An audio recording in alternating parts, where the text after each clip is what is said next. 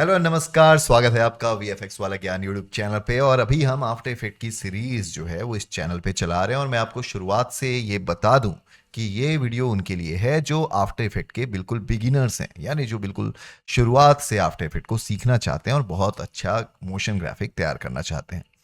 तो देखिए यहाँ पे अभी हम सबसे पहले तो हमने ऑलरेडी प्रोजेक्ट पे काम करना सीख लिया है, न्यू कंपोजिशन बनाना सीख लिया है। पर आज के इस वीडियो में हम थोड़ा आगे बढ़ेंगे।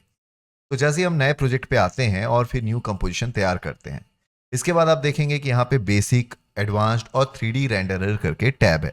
हमने ऑलरेडी एडवांस टैब को समझा हुआ है, 3D रेंडरर टैब अभी समझना बाकी है, इसको मैं आपको आगे बताऊंगा। फिलहाल अभी मैं बेसिक में जा करके रिसेट सेलेक्ट कर लेता हूँ, जो कि मैंने ले लिया। चलिए यहाँ से HD का 9020 1080 25 FPS के साथ। चलिए अभी ओके कर देता हूं मैं एज इट इज। और बाकी आप अगर डिटेल में जानना चाहते हैं कि किस तरीके से हम कंपोजिशन सेटिंग करते हैं तो पुराना वीडियो जाकर के जरूर देखें। अब यहाँ पे जो आपका वर्क है, इसमें आपको करना क्या है कि आज के इस वीडियो में हम जानेंगे पहले कुछ शेप के बारे में। तो देखिए आफ्टर इफेक्ट में ऑलरेडी पहले से शेप्स जो हैं वो आपके पास डिफाइंड होते हैं, पहले से मिलते हैं। आप उसको पहले यूज करें। जैसे कि आप जब यहाँ टूल पैनल पे जाएंगे तो यहाँ पे आप देख सकते हैं आपको rectangle tool, rounded rectangle tool, ellipse tool, polygon tool और स्टार टूल मिलता है। चलिए इनका शॉर्टकट की भी याद कर लीजिए आप मेरे साथ साथ, वो है क्यू। ओके, तो जैसे आप रेक्टेंगल टूल लेते हैं, आप यहाँ पे इस तरीके से रेक्टेंगल का शेप ड्रॉ कर सकते हैं। अगर मैं वापस से एक बार और रेक्टेंगल ड्रॉ करूं तो आप देखेंगे कि शेप लेयर के अंदर में रेक्टेंगल 1, रेक्टेंगल 2 इस तरीके से क्रिएट होते जा रहा है।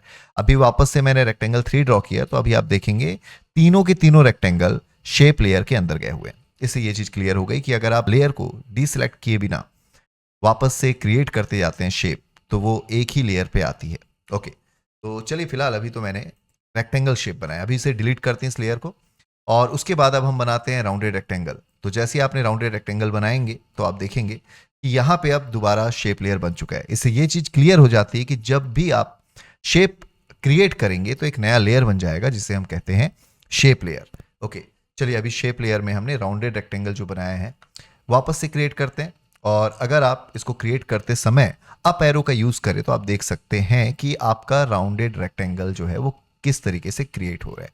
अगर मैं डाउन एरो का यूज करूं तो जो राउंडनेस है कॉर्नर का, उसको आप कंट्रोल कर पा रहे हो। तो अगेन समझ लीजिए, अप एरो और डाउन एरो की का यूज करके आप कॉर्नर के रेडियस को कंट्रोल कर पाएंगे। ओके, चलिए अभी इसे डिलीट करते हैं और तीसरे शेप को भी क्रिएट कर लेते हैं। तीसरा शेप है एलिप्स टूल। ओके, तो इस तरीके से अभी हमने एलिप्स टूल क्रिएट कर लिया। चलिए अब आते हैं फोर्थ नंबर के शेप पे, जो है पॉलीगन। तो ये मैंने पॉलीगन शेप बना लिया। अगेन यहाँ पे भी अगर आप अप एरो का यूज करते हैं और डाउन एरो का यूज करते हैं तो आपको इस तरीके से नंबर ऑफ गॉन्स जो है वो इंक्रीज करने के ऑप्शन मिलते हैं। ओके, और इसके अलावा अगर आप लेफ्ट और राइट एरो का यूज करें तो आप इस तरीके से शेप बना सकते हैं। है ना मजेदार? तो इस चीज को आप ध्यान दें। और चलिए इसको भी डिलीट कर दिया मैंने। अब आते हैं लास्ट शेप पे, जो है स्टार टूल। तो इस तरीके से मैंने स्टार बनाया। अगेन यहाँ पे भी अगर आप up arrow, down arrow, left और राइट का यूज करें तो आपको कुछ इस तरीके से डिफरेंसेस देखने को मिलेंगे।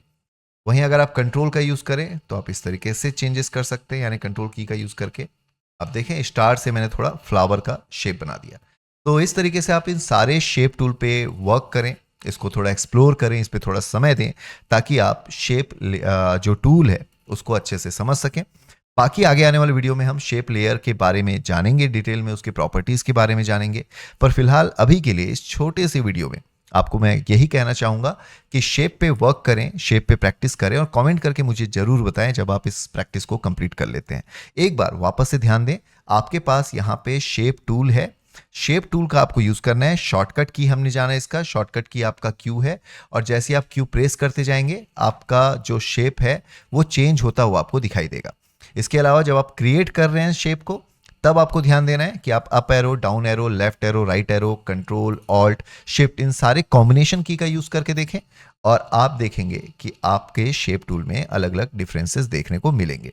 तो इतने की प्रैक्टिस करें, बाकी मैं हूं आपके लिए। आफ्टर इफेक्ट हम साथ में सीखेंगे, बहुत अच्छे सीखेंगे और आगे चल के बहुत अच्छे मोशन ग्राफिक तैयार करेंगे। तो मिलते हैं अगले वीडियो में, तब तक के लिए लेते रहे वीएफएक्स वाला ज्ञान। धन्यवाद।